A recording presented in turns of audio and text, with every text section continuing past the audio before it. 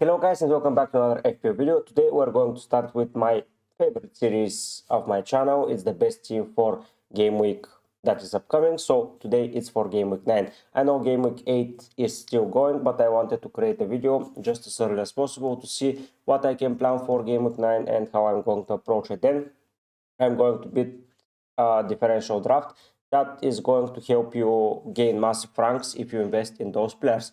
As initially we're removing everyone, I'll keep Bentley as I will need a 4.0 keeper regardless, but if there is a 3.9 I will go for him. So let's start with cleaning the team. So the goal of this is to keep as many low price players that are not going to play. So 2 defenders and a goalkeeper as cheap as possible.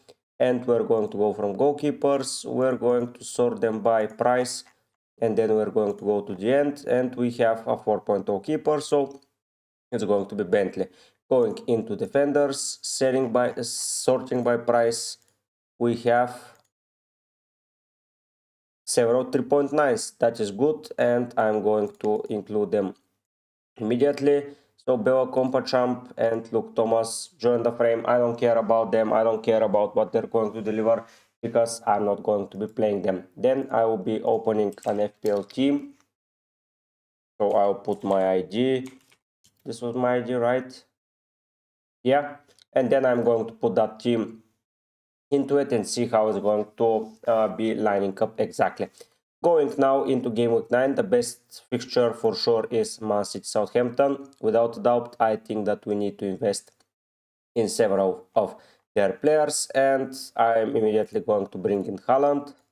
Then I'm going to bring in Foden, as for me he is going to be a detrimental part of City going forward. And finally, Rico Willis will finalize the squad. Going into the next good fixtures, honestly, it's View against Bournemouth. Because View are scoring, and I think even though Bournemouth kept a clean sheet against Arsenal, I think they're going to do well. Brighton Wolves is another fixture where I'm tempted to invest. Chelsea, Newcastle, maybe Spurs Palace, their attacker. So let's start with Spurs Palace. So Palace have been conceding a lot of goals for fun. So a guy that came back with a bang, that's Heung-min Son. If you went with him, good job. I don't think that the assist that he got should stay, but it is what it is. I don't know what to make of this. Like, the assist was not his. He shot, then the keeper saved, then the guy went back, and then it went back to the keeper. So how it's Son assist? I'm baffled, but still I'm adding him as a player. And one more player that made me a very solid impression, that is Brennan Johnson, a second player from Spurs. It might seem stretched, but I think that this is going to be a good combo to go for. Looking for their defenders, even though they dominated the game, they still conceded, so I'm less tempted to go their way. Brentford faced Ipswich, and after Ipswich conceded 2 even against Everton, I think Mbumo is a must, and I'm most probably going to go for a keeper from Brentford, as the keeper position is always hard, and I try to do as good as possible there. There is a high possibility to go for a Forest keeper, even though Leicester scored 3 and were looking fine. Still a little bit tempted to go elsewhere. Maybe Everton can be a team to target defensively, but Fulham played Brighton attacker. Might be a probable solution, but there's so much rotated, so I don't know what to do there. Arsenal, Liverpool just going to avoid. So yeah, I'm going to go to Villa Bournemouth. And one player is making a hell of an impression of recent times. Like, he scored in almost every game since game week 3. Like 5 goals and 2 assists. Yeah, 45 points. That's an amazing feat, and I think that Watkins is going to be a good addition to the side. Looking at the teams, I don't know where to invest defensively, so maybe Forest defensively, even though Leicester just scored 3, but it was against Southampton. Maybe Aston Villa defensively, but Bournemouth are not that bad of a team. But still, I would go for Luka Dean. Assist, making some minutes. Madsen is nowhere near the squad, so I'm picking him. Next up, we need to pick a 4.5 option, and Chris Wood, of course, facing Leicester. For me, Wood is going to be a very solid player to pick here. Then I'm going to go for the cheapest midfielder, honestly. So let's go to midfielders. And we go down to the last one, whoever that guy is. Oh, we have a 4.4 situation, so yeah, I'm picking this guy. And we have 7 million for a defender, so I can improve massively. The issue is that I don't know who to pick for that massive of a price.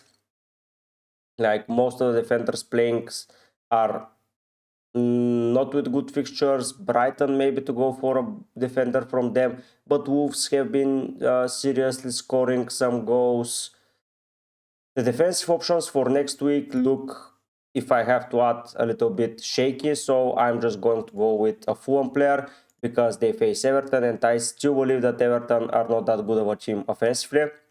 They scored basically some wonder goals, so I'm going to go for Robinson and put him back into the side.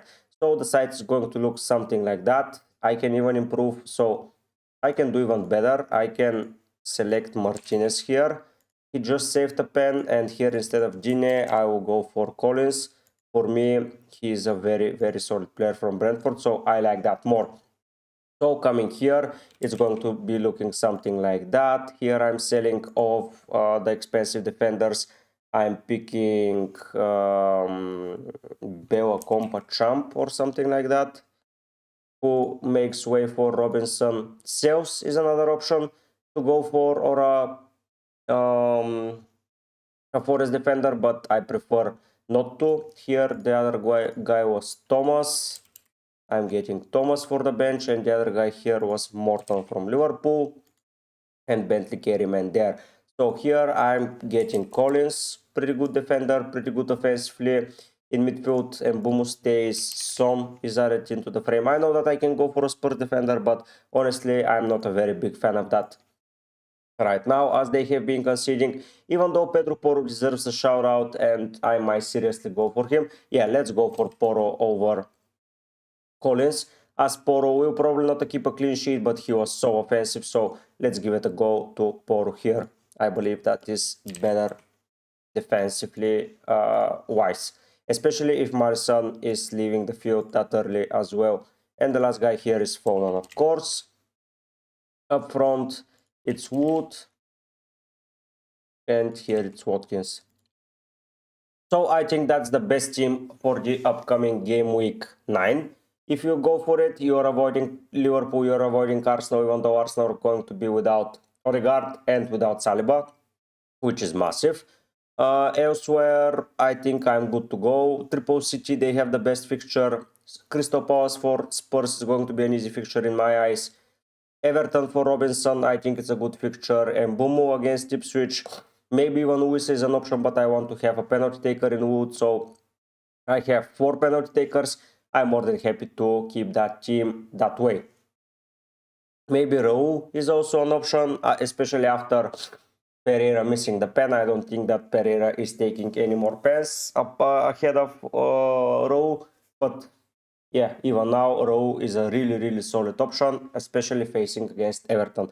Now let's build some differentials, and we're going to remove every player from the team. Have in mind that I'm building 15 differential players, and you're just selecting some of them to join the frame. And if those players are in both of the drafts, I would seriously recommend them to go for them in the next week. Let's start with goalkeepers and sort them by team selected by under 10%. That would be Ederson isn't a good shout out. Pickford, even against Fulham, is a good shout out. Onana, no. Vicario, no. Sales, of course, Sales is a good option in my books. And even Leno is a very, very solid option. Going for the defenders, under 10%. Now it's going to get interesting. Dine, already mentioned here. I like him a lot. Aina is a good option. Akanji, Walker, Rick Willis jumped over that place currently.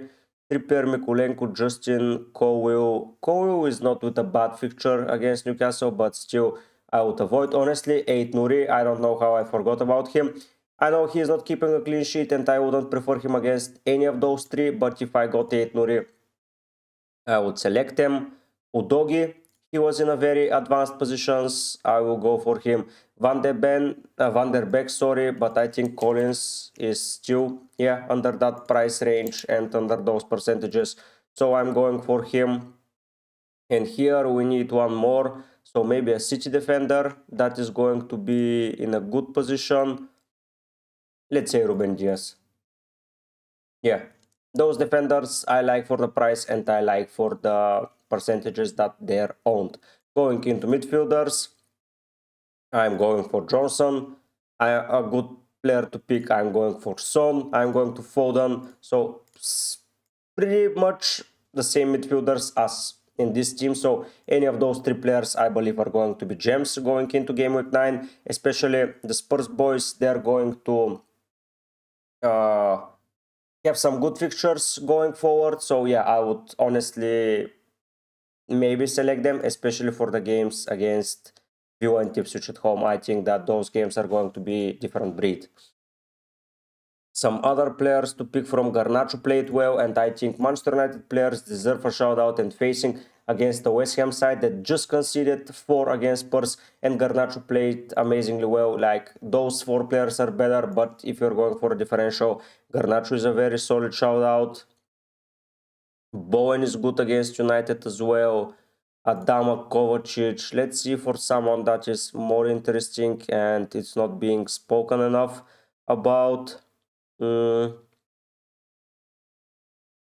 Gibbs White, no. Sangare is too highly owned even though he's injured. Sterling, Gravenberg, not too excited about any of the other players, to be fair. Yeah, it's not looking very good in my opinion. Maybe I'm just too low now, and yeah, the players are just not making sense.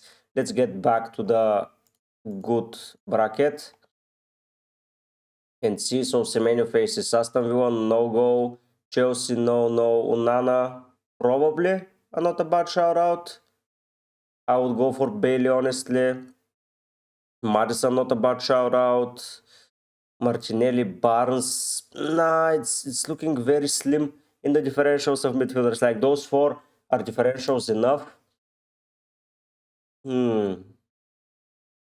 It's hard. Maybe I'll go for someone against Southampton. Yeah, I'm picking Doku. Let's add Doku for the sake of it. I'm not saying that he's the best player to go for, but differentially, maybe Adama is a good option. And I can set him in the squad, but for now, let's say it's Doku. And now going into the forwards list. Here, the percentages are easy in my eyes. Like, immediately, Cunha joins the frame, even though it's still Brighton. But yeah, he joins the frame. I think that Rowe deserves a big shout out and he's not going anywhere. And the last player to go for. And Dai has been making some attacking returns, has been getting up to speed. I like him as an option. Strand Larsen is a good option. But double, I don't think so. So honestly, I would recommend a cheeky pick, and that cheeky pick would be called Wissa.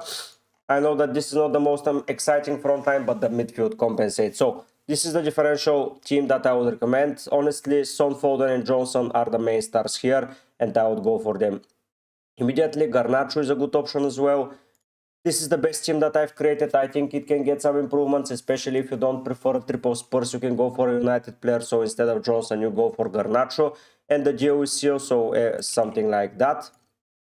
And you can go for it. But honestly, yeah, I don't think you can go much better than that. If you have any ideas, please drop them down in the comment section. Thank you so much for being part of the channel. If you haven't subscribed, don't forget to do so. It's completely for free. Join the mini league, join the Discord. We're having FPL talks there. Even though this week has not been the most amazing for me, especially, we have so many players left to play, and I think that we will be good to go going forward. Thank you so much for watching. Thank you for being once again part of the community. If you joined by now, thank you so much. Like the video, comment, share with your friends, all of those amazing stuff. But for now, guys, I'll be heading out. Bye.